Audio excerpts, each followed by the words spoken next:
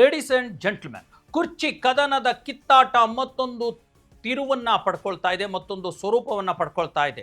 ನಾನು ಕೂಡ ದೆಹಲಿಗೆ ಹೋಗ್ತೀನಿ. ದೆಹಲಿಗೆ ಹೋಗಿ ಹೈಕಮಾಂಡನ್ನು ಭೇಟಿ ಮಾಡೋದಕ್ಕೆ ನನ್ನನ್ನು ತಡೆಯೋರು ಯಾರು? ನಾನು CM ಆಗಲಿ ಅಂತ ಹೇಳಿದ್ರೆ ಹಾಗೆ ಹೇಳೋರು ಏನು ತಪ್ಪು ಹೇಳ್ತಾರೆ? ನಾನು CM ಆಗೋದಕ್ಕೆ ಅರ್ಹನಲ್ವಾ? ಯಾಕೆ ಇದು ಸರಿಯಲ್ಲ?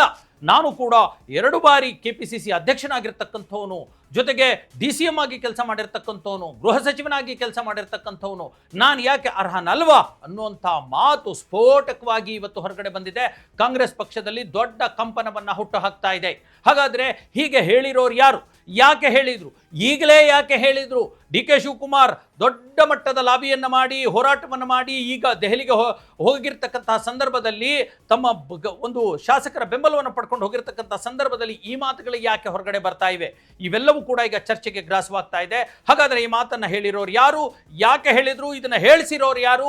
ಮತ್ತು ಇದರ ಪರಿಣಾಮ ಏನಾಗುತ್ತೆ? ಎಲ್ಲದರ ಕುರಿತಂತೆ ನಾನು ನಿಮಗೆ ಮಾಹಿತಿಯನ್ನು ಕೊಡ್ತೇನೆ. ನೀವು ನೋಡ್ತಾ ಇದ್ದೀರಾ ನೆಲ ಜಲ ಭಾಷೆಗಾಗಿ ಪ್ರಾಮಾಣಿಕ ಪತ್ರಿಕೋದ್ಯಮ ಫೋಕಸ್ TV. ಇದು ಎಕ್ಸ್ಪ್ಲೈನರ್. ನಾನು ಹಬೀಬ್ ದಂಡಿ.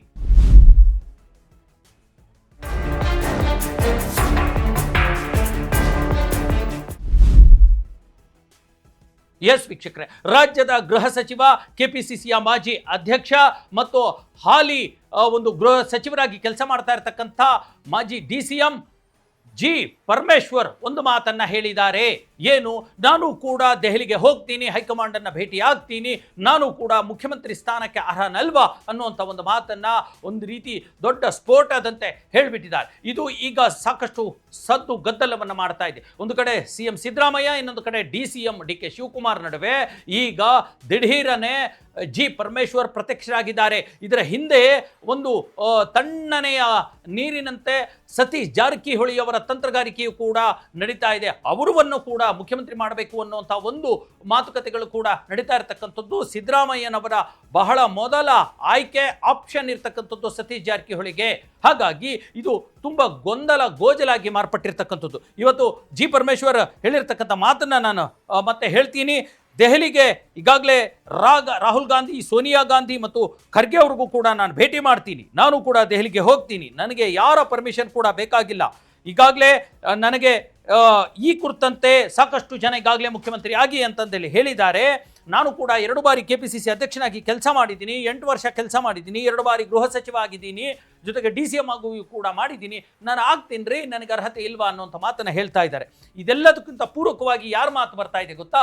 KN ರಾಜಣ್ಣ ಅವರ ಮಾತು ಬರ್ತಾ ಇದೆ. ನೋಡಿ, KN ರಾಜಣ್ಣ ಅವರ ರಾಜಕಾರಣ ಹೇಗಿದೆ ಅಂತಂದ್ರೆ, ಅತ್ತ ಕಡೆ ಸತೀಶ್ ಜಾರಕಿಹೊಳಿ ಜೊತೆಗೂ ನಿಂತ್ಕೊಳ್ತಾರೆ, ಇತ್ತ ಕಡೆ ಡಾಕ್ಟರ್ G. ಪರಮೇಶ್ವರ್ ಕಡೆಗೂ ಕೂಡ ಅವರು ಬ್ಯಾಟಿಂಗ್ ಬೀಸ್ತಾರೆ. ಅವ್ರು ಹೇಳಿರ್ತಕ್ಕಂಥ ಮಾತು ಇವತ್ತು ಹೆಚ್ಚು ಪ್ರಸ್ತುತ ಆಗ್ತಾ ಇದೆ. ಅವ್ರು ಏನು ಹೇಳ್ತಾರೆ ಗೊತ್ತಾ? DK ಅವರ ಕಡೆ ಏನು ಬಾಣವನ್ನ ನೆಟ್ಟು ಒಂದು ಮಾತನ್ನ ಹೇಳ್ತಾರೆ. ಯಾರು? KN ರಾಜಣ್ಣ ಅವ್ರು ಹೇಳ್ತಾರೆ, DK ಶಿವಕುಮಾರ್ಗಿಂತ ಮೊದಲು ಹೆಚ್ಚು ಪಕ್ಷಕ್ಕಾಗಿ ದುಡಿದವರು ಯಾರು ಅಂದರೆ ಅದು ಡಾಕ್ಟರ್ G. ಪರಮೇಶ್ವರ್. ಯಾಕಂದರೆ ಅವರು ಮೊದಲು KPCC ಅಧ್ಯಕ್ಷರಾಗಿದ್ದರು. ಈಗ 2013ರಲ್ಲಿ ಪಕ್ಷವನ್ನು ಅಧಿಕಾರಕ್ಕೆ ತಂದವರವರು. ಹಾಗಾಗಿ ಅವರಿಗೆ, ಯಾರಿಗೆ? Doctor G. ಪರಮೇಶ್ವರ್ ಅವರಿಗೆ ಅವರ ಶ್ರಮಕ್ಕೆ ತಕ್ಕ ಕೂಲಿ ಮೊದಲು ಸಿಗಬೇಕಾಗಿದೆ ಅನ್ನುವಂಥ ಒಂದು ಮಾತನ್ನು ಹೇಳ್ತಾ ಇದ್ದಾರೆ. ಹಾಗಾಗಿ ಅವರು ಮೊದಲು CM ಆಗಲಿ, ಸಿದ್ದರಾಮಯ್ಯನವರು ಮುಂದುವರಿಯಲಿ, ಒಂದು ವೇಳೆ ಅವರನ್ನು ನಿಲ್ಲಿಸ್ತಾರೆ ಅಂದರೆ ಪರಮೇಶ್ವರ್ ಅವರು CM ಆಗಲಿ ಅನ್ನುವಂಥ ಒಂದು ಮಾತನ್ನು ಹೇಳ್ತಾರೆ. ನಿನ್ನೆ ಹೇಳಿದ್ರು ಸತೀಶ್ ಜಾರಕಿಹೊಳಿ ಅವರಿಗೆ ನನ್ನ 100ರಷ್ಟು ಸಪೋರ್ಟ್ ಇದೆ ಅನ್ನುವಂಥದ್ದು. ನೋಡಿ, DK ಶಿವಕುಮಾರ್ ಅವರಿಗೆ ಈ CM ಪಟ್ಟವನ್ನು ತಪ್ಪಿಸಲಿಕ್ಕೆ ಹೇಗೆ, ಯಾವ ರೀತಿಯ ರಾಜಕಾರಣ ನಡೀತಾ ಇದೆ ಅನ್ನುವಂಥದ್ದು. ಇದ್ರ ಜೊತೆಗೆ ಈಗಾಗಲೇ HC ಮಹದೇವಪ್ಪ ಅವರ ಬಗ್ಗೆ ಒಂದು ಮಾತು ಹೇಳ್ತಾರೆ. ಯಾರು? K. ವೆಂಕಟೇಶ್. ನೋಡಿ, ದಲಿತ CM ಕೂಗಿನ ಬಗ್ಗೆ ನಾನು ಹೇಳ್ತೀನಿ. HC ಮಹದೇವಪ್ಪ ನನ್ನ ಬೆಸ್ಟ್ ಫ್ರೆಂಡ್, ಅವರು CM ಆದರೆ ನಾನು ಬಹಳ ಸಂತೋಷ ಪಡ್ತೀನಿ ಅನ್ನುವಂಥ ಮಾತನ್ನ ಇದೇ ಸಚಿವ, ಕಾಂಗ್ರೆಸ್ ಪಕ್ಷದ ಸಚಿವ K. ವೆಂಕಟೇಶ್ ಹೇಳ್ತಾರೆ. ಅಂದರೆ ಈ ಕಡೆ ಪರಮೇಶ್ವರ್, ಆ ಕಡೆ ಸತೀಶ್ ಜಾರಕಿಹೊಳಿ, ಈ ಕಡೆ HC ಮಹದೇವಪ್ಪ, ಇವರೆಲ್ಲರೂ ಸೇರಿಕೊಂಡು ಮಲ್ಲಿಕಾರ್ಜುನ್ ಖರ್ಗೆ ಅವರಿಗೆ ಒಪ್ಪಿಸ್ಬಿಟ್ಟಿರ್ತಕ್ಕಂಥದ್ದು. ಒಂದು ವೇಳೆ ಸಿದ್ದರಾಮಯ್ಯ ಏನಾದರೂ ಇಳಿಯೋದೇ ಆದರೆ ಅದು ದಲಿತರು ಕುತ್ಕೊಳ್ತಾರೆ, ದಲಿತ CM ಒಂದು ಬಗೆಹರಿಯುತ್ತೆ ಅನ್ನುವಂಥ ಒಂದು ಮಾತನ್ನ ಅವರಿಗೂ ಹೇಳಿ, ಅವರಿಗೂ ಖರ್ಗೆ ಅವರಿಗೂ ಕೂಡ ಕನ್ವಿನ್ಸ್ ಮಾಡಿಬಿಟ್ಟಿದ್ದಾರೆ. ಇಲ್ಲಿ ಅಂದರೆ DK ಶಿವಕುಮಾರ್ ಅವರ ಸ್ಥಾನವನ್ನು ತಪ್ಪಿಸಿ ಸಿದ್ದರಾಮಯ್ಯನವರು ಇಳಿತಾರಂದ್ರೆ ಅದು ದಲಿತರಿಗೆ ಸಿಗಬೇಕು ಅನ್ನುವಂಥ ಅವ್ರು ಕೇಳೋದ್ರಲ್ಲಿ ತಪ್ಪಿಲ್ಲ. ಬಟ್ ರಾಜಕಾರಣ ಹೇಗೆ ವರ್ಕೌಟ್ ಆಗ್ತಾ ಇದೆ ಅನ್ನುವಂಥದ್ದು ಬಹಳ ಮುಖ್ಯ. ಇದ್ರ ಜೊತೆಗೆ ಈಗಾಗಲೇ ನೋಡಿ ಒಂದು 5 ಕಾರಣಗಳು ಬಹಳ ಪ್ರಮುಖವಾಗಿ ನಮಗೆ ಕಂಡು ಬರುತ್ತೆ. ಯಾಕೆ ಈ ತರಹದ ಒಂದು ಬೆಳವಣಿಗೆಯ ನಂತರ ಏನೆಲ್ಲ ಪರಿಣಾಮಗಳಾಗಬಹುದು ಅನ್ನುವಂಥದ್ದು ಬಹಳ ಮುಖ್ಯ ಆಗುತ್ತೆ.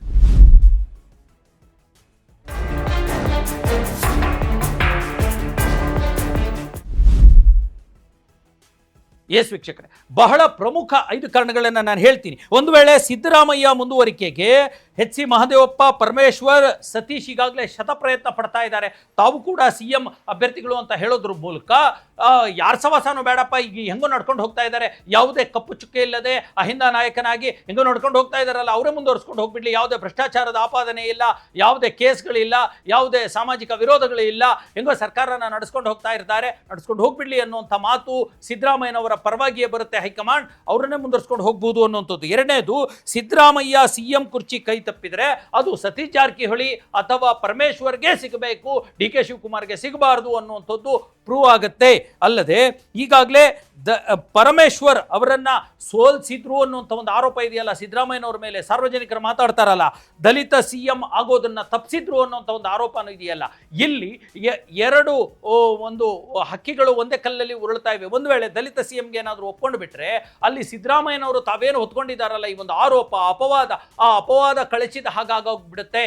ಪರಮೇಶ್ವರು ಸತೀಶ್ ಜಾರಕಿಹೊಳಿನೋ ಅಥವಾ ಖರ್ಗೆ ಅವರು ಯಾರು CM ಆಗಿಬಿಟ್ರು ಅಂತಂದರೆ ದಲಿತ ವಿರೋಧಿ ಸಿದ್ದರಾಮಯ್ಯ ಅಥವಾ ದಲಿತರನ್ನ CM ಸ್ಥಾನದಿಂದ ತಪ್ಪಿಸಿದ್ರು ಅಥವಾ ಪರಮೇಶ್ವರ್ ಅವ್ರನ್ನ ಸೋಲಿಸಿದ್ರು ಅನ್ನೋಂಥ ಅಪವಾದವನ್ನು ಕಳಿಸ್ಕೊಂಡು ಬಿಡ್ತಾರೆ. ಅದು ತುಂಬ ಈಸಿ ಅಲ್ವಾ? ಅದಾದ ನಂತರ ಬಹಳ ಪ್ರಮುಖವಾಗಿ ಮತ್ತೆ 2028ರ ಚುನಾವಣೆಗೆ ಈ ಅಪವಾದವನ್ನು ಕಳಚಿಕೊಂಡ ಸಿದ್ದರಾಮಯ್ಯನವರು ಮತ್ತೆ ಸಿದ್ದರಾಮಯ್ಯನವರ ನೇತೃತ್ವದಲ್ಲೇ ಅವರು ಚುನಾವಣೆ ಎದುರಿಸೋದಕ್ಕೆ ಸಾಧ್ಯ ಆಗುತ್ತೆ. ನೋಡಿ, ಇಲ್ಲಿ 1 ವರ್ಷನೋ 2 ವರ್ಷನೋ ದಲಿತ CM ಅನ್ನುವಂಥ ಹೆಸರಿನಲ್ಲಿ ಬಿಟ್ಕೊಟ್ರೆ ಮತ್ತೆ CM ಆಗುವಂಥ ಸಾಧ್ಯತೆ ಸಿದ್ದರಾಮಯ್ಯನವರಿಗಿದೆ. ಯಾಕೆ ಗೊತ್ತಾ? ಇದನ್ನು ನಾನು ಹೇಳ್ತಾ ಇಲ್ಲ, ಸಿದ್ದರಾಮಯ್ಯನವರ ಪರಮಾಪ್ತ ಒಂದು ಬಳಗದಲ್ಲಿರ್ತಕ್ಕಂಥ ಒಂದು ಶಾಸಕರ ಈ ಮಾತನ್ನು ಹೇಳ್ತಾರೆ. ಇನ್ನು ಅಶೋಕ್ ಪಟ್ಟಣ್ ಅನ್ನುವಂಥ ಒಂದು ಶಾಸಕರು ಈ ಮಾತನ್ನು ಹೇಳ್ತಾರೆ, ಇನ್ನು 20 ವರ್ಷ ಸಿದ್ದರಾಮಯ್ಯ CM ಆಗಿ ಕೆಲಸ ಮಾಡಲಿಕ್ಕೆ ಅವರಿಗೆ ಅರ್ಹತೆ ಇದೆ, ಇನ್ನು 10 ವರ್ಷನಾದರೂ ಅವರು ನಮ್ಮ CM ಆಗಲಿ ಅನ್ನುವಂಥ ಮಾತನ್ನು ಹೇಳ್ತಾರೆ.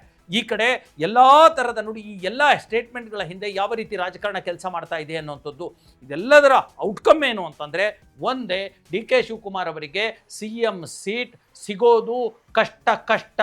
CM ಸೀಟ್, CM ಕುರ್ಚಿ, CM ಗಾದಿ, CM ಪಟ್ಟ DK ಶಿವಕುಮಾರ್ ಅವರಿಗೆ ದೂರ, ಇನ್ನಷ್ಟು ದೂರ.